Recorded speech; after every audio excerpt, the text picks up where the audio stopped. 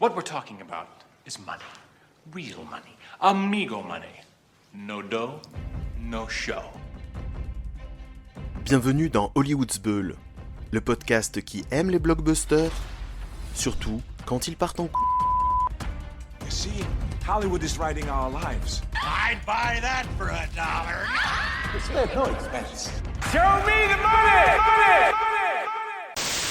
Chères auditrices et chers auditeurs, dans les précédents épisodes d'Hollywood's Bull, je me suis surtout attardé sur le rôle des majors dans l'entreprise des blockbusters actuels, en soulignant que celui-ci se faisait au détriment des cinéastes, trop souvent relégués à la place ingrate d'exécutants bridés dans leur créativité. Mais ce faisant, j'ai fait l'impasse sur d'autres personnages importants de l'industrie cinématographique, les acteurs et actrices en tête d'affiche, à qui on est en droit de demander des comptes si on les considère comme des décideurs. Et c'est justement là la question que va poser ce podcast. Les stars américaines sont-elles encore en mesure de jouer les décideurs? Ou bien ont-elles définitivement perdu leur star power? Anytime the military has an operation that can't fail, they call this guy in to train the troops, okay? He's the kind of guy that would drink a gallon of gasoline so he could piss in your campfire. You could drop this guy off at the Arctic Circle wearing a pair of bikini underwear without his toothbrush, and tomorrow afternoon he's going to show up at your poolside with $1 million smile and a fistful of pesos. This guy's a professional, you got me?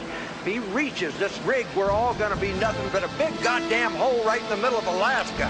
So let's go find him and kill him and get rid of the son of a bitch. Commençons par un retour rapide dans les années 90, décennie où le star system a atteint son paroxysme. Bien décidé à vivre un nouvel âge d'or, Hollywood met en avant ses acteurs et actrices vedettes afin que le public projette sur cette génération l'aura de glamour, de sympathie et de force héroïque entourant jadis les stars de l'âge d'or hollywoodien. Dès lors, plus besoin de se creuser la cervelle pour vendre un film au public. La tête de Kevin Costner, Jim Carrey ou Julia Roberts occupant 95% de l'affiche sert d'argument principal dans la promotion aussi bien d'un thriller, d'un film d'action que d'une comédie romantique. Certes, les spectateurs ne sont pas prêts à payer leur place pour n'importe quoi du moment que leur idole est à l'écran, et les scénarios comptent dans cette époque qui est également celle des films high concept, parmi lesquels on peut notamment citer les pitchs efficaces de The Truman Show, Un jour sans fin ou Volte-face. Mais justement, prenons ce dernier exemple, représentatif du contexte du star system, puisqu'avant d'arrêter son choix sur Nicolas Cage et John Travolta, Paramount Pictures avait envisagé dans les rôles principaux Schwarzy et Stallone, Harrison Ford et Michael Douglas, Wesley Snipes et Jean-Claude Van Damme, ou encore un duel Al Pacino et Robert De Niro. Confiante en son concept et son concentré d'action servi par John Woo, la Paramount n'envisageait pas cependant le projet sans confronter deux têtes d'affiche emblématiques des années 90. Bruce Willis is back in business. Thanks for saving me, tough guy. And business is booming. I was afraid you weren't going to drop by. Hudson Hawk, That excites me. Check, please. the best cat burglar that ever lived. I didn't want to do it. All I wanted was a cappuccino.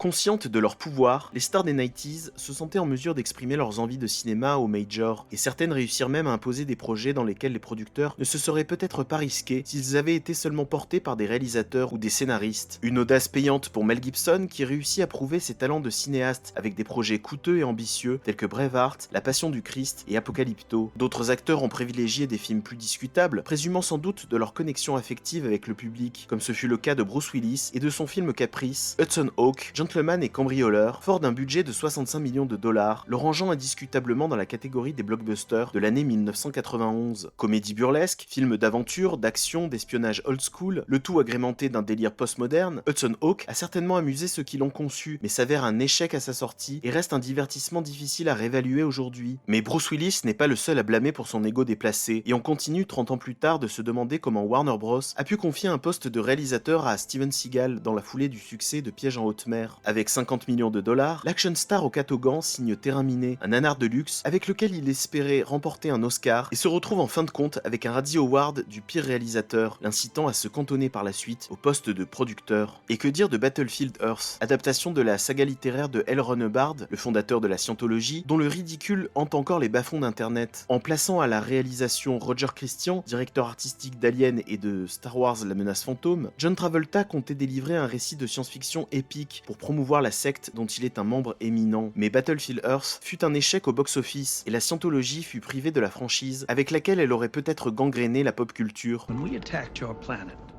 all your soldiers and all their advanced technology could only put up a measly 9-minute fight before they were exterminated. Which is why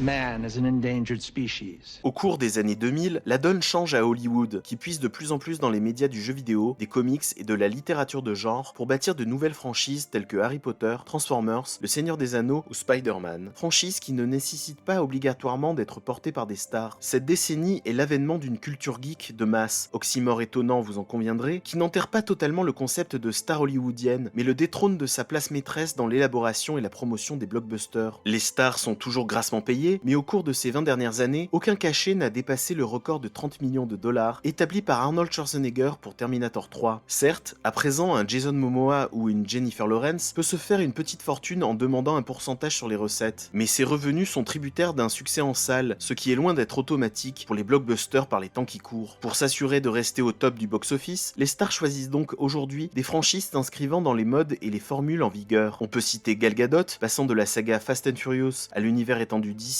avec un détour chez Hercule Poirot, ou encore l'exemple probant de Dwayne Johnson, qui pour parachever 20 ans de carrière d'action star, entendait prendre une place souveraine parmi les super-héros avec Black Adam en 2022. Si The Rock possède un tant soit peu de star power, il a préféré le mettre au profit d'un genre cinématographique établi, voire essoré par les majors, plutôt que de défendre un récit plus audacieux et la vision d'un cinéaste à la recherche d'alliés dans une industrie de plus en plus verrouillée. I was a slave until I died. Then I was reborn a god. My son sacrificed his life to save me.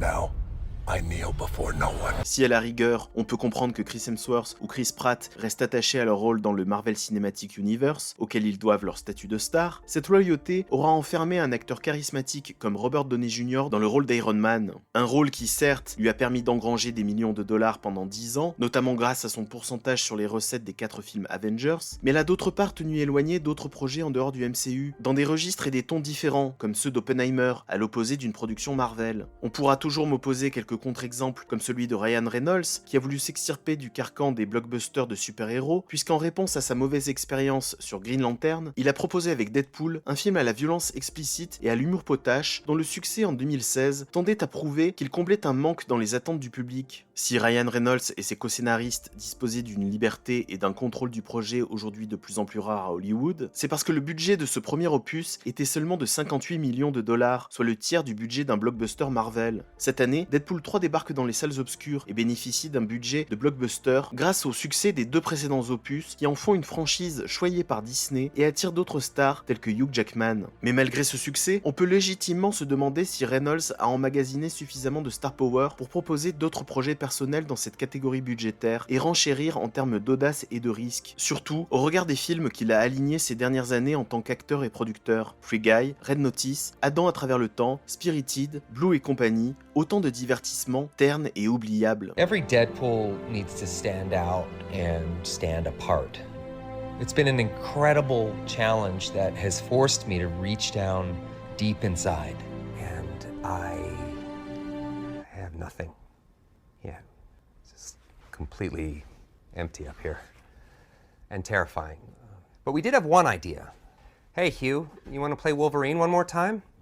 Yeah, sure, Ryan. À l'heure actuelle, on compte encore quelques stars qui ne ressentent pas le besoin d'apparaître dans un Fast and Furious ou un live-action Disney pour s'assurer une popularité constante auprès du public. Comment ne pas évoquer Tom Cruise, qui tient régulièrement à nous prouver qu'il n'a rien perdu de son star power, alors qu'il a pourtant refusé le rôle d'Iron Man dans les années 2000 et a ainsi tracé sa carrière d'invulnérable action star en parallèle des tendances fortes d'Hollywood. Si à 60 ans passés, Cruise gagne notre sympathie en perpétuant une lignée de divertissements de noble facture tels que les Missions Impossibles et Top Gun Maverick, il ne faut pas oublier qu'il a obtenu son star power en conciliant dans sa filmographie succès populaire et signature de cinéastes prestigieux tels que Michael Mann, De Palma, Coppola et Stanley Kubrick. On regrette alors que l'acteur-producteur se soit focalisé sur ses films d'action certifiés qualité Tom Cruise, qu'il confie à des collaborateurs de confiance comme Joseph Kosinski et Christopher McQuarrie, et rechigne à présent à laisser son ego entre les mains de réalisateurs aux personnalités affirmées. A contrario de Cruise, Leonardo DiCaprio, lui, ne souhaite pas transiger avec l'exigence qui lui a permis de bâtir une carrière admirable en servant les visions d'auteurs tels que Quentin Tarantino, Adam McKay ou Martin Scorsese.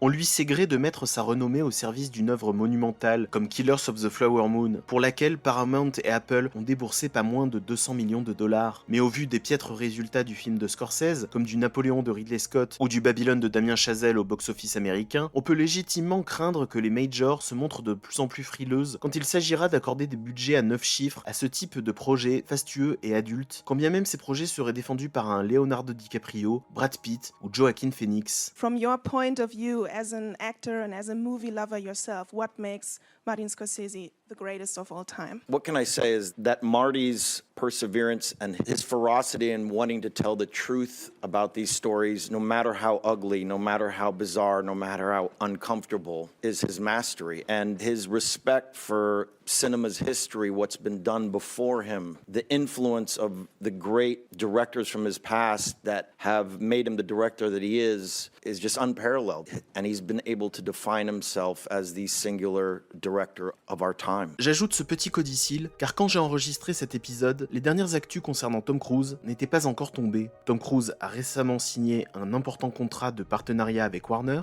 On pouvait penser que la Major avait débauché l'acteur-producteur pour qu'il développe de nouvelles franchises dans la même veine que Mission Impossible ou Top Gun, mais le mois dernier, un article de Variety révélait que Cruise souhaitait à nouveau tourner avec des réalisateurs prestigieux tels que Tarantino et Paul Thomas Anderson, et dans la foulée de cette annonce, le site Deadline a également révélé que la star serait à l'affiche du prochain film de Alejandro González Iñárritu. Voilà, bon, on attend les confirmations de l'acteur ou de Warner, mais il semblerait bien que dans cette nouvelle phase de sa carrière, Tom Cruise compte mettre à nouveau son star power au service de cinéastes. Si vous avez apprécié cet épisode, n'hésitez pas à vous abonner au podcast du Blog du Cinéma. Quant à nous, on se retrouve prochainement pour de nouveaux épisodes. À bientôt.